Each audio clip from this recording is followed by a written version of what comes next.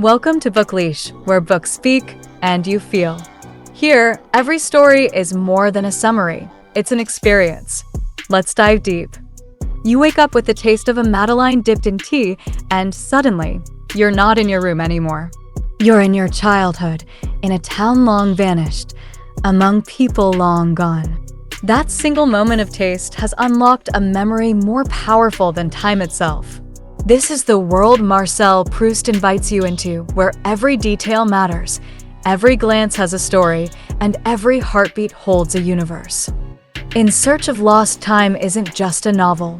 It's an odyssey through memory, desire, identity, and time itself. It's not a story told. It's a life relived, piece by piece, moment by moment.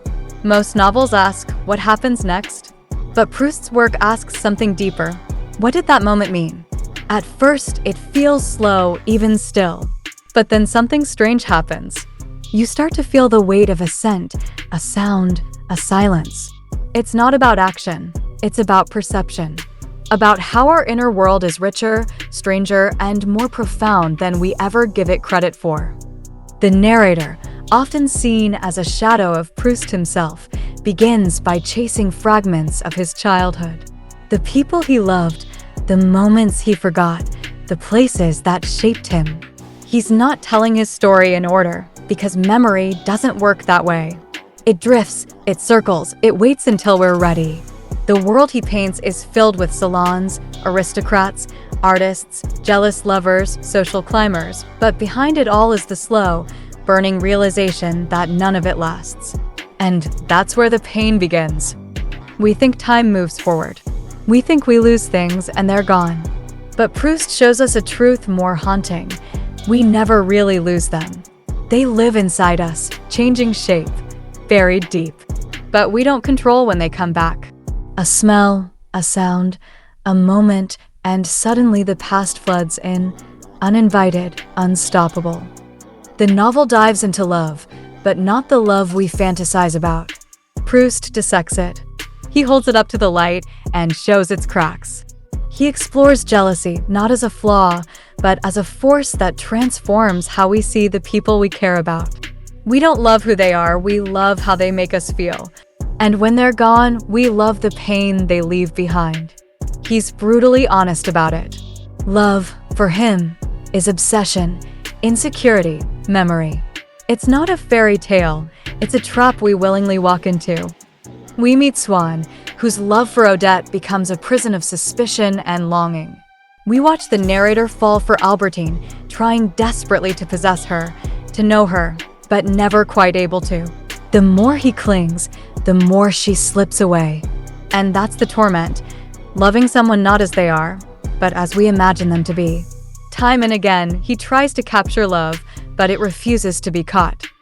And yet, amid the heartache, there are moments of unbearable beauty. A walk at twilight, a piece of music, a memory that stirs like wind through leaves. These aren't just scenes, they're revelations. Proust teaches us to slow down, to notice, to realize that the smallest things contain the most meaning if we're paying attention. But here's the struggle. The world outside wants speed, efficiency, action, and Proust dares to be still. Most readers expect a plot. Proust gives them philosophy disguised as fiction.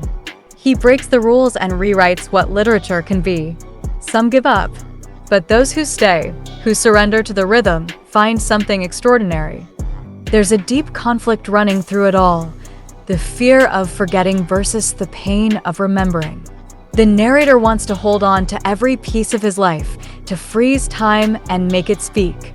But memory is fragile. It fades. It changes. And what we remember isn't always what happened. It's what we felt. That's where Proust becomes timeless. Because we all carry a version of the past inside us. And most of us are searching for it without even knowing. The salons and drawing rooms of high society aren't just backdrops, they're metaphors. Social status, appearances, ambition, they're all games. And Proust exposes how hollow they are. People rise and fall not because of truth, but because of perception. A single comment, a rumor, a shift in fashion, and entire lives change. But behind the elegance is loneliness. Everyone is performing, pretending. Even the narrator himself becomes part of the game. And yet, as time marches on, the performance becomes exhausting. Friends die, lovers leave, health fades, the world shifts. What once seemed urgent now feels irrelevant. And in this slow unraveling, the narrator discovers something vital: art, not as decoration, but as salvation. Because when everything else is lost, when youth is gone, and love has vanished, and society has forgotten you, what remains is the ability to give shape to experience, to take your memories, your pain, your joy, and turn them into something eternal. That's what Proust ultimately offers.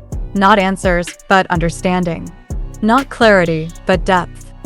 The book ends where it began, in memory. But something has changed. The narrator no longer wants to escape time. He wants to embrace it. To write not in spite of it, but because of it. To turn what he's lived into a work that will outlive him.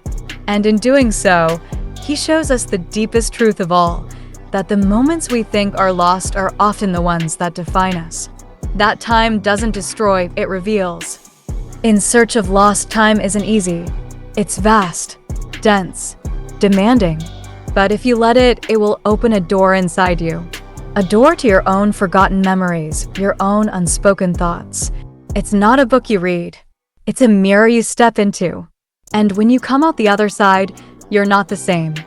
So, if this journey touched something in you, some echo of your own lost time, then stay with us. Subscribe to Book Leash, where we explore not just the books that change shelves, but the ones that change souls.